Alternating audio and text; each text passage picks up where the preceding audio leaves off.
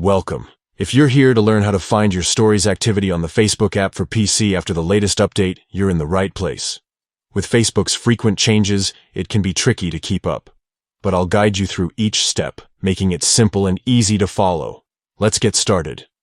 First, open the Facebook app on your computer. This is the desktop application, not the mobile or web browser version. Once it's loaded, you'll see your main news feed.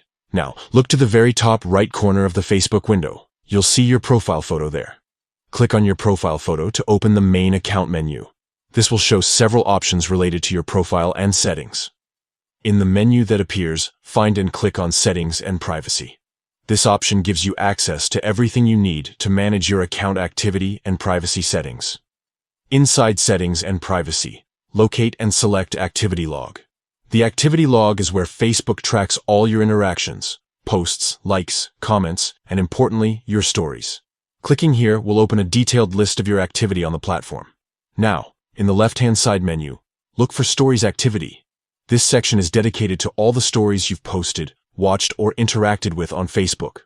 Click on Stories Activity, and you'll see a chronological list of your story posts along with details about each one.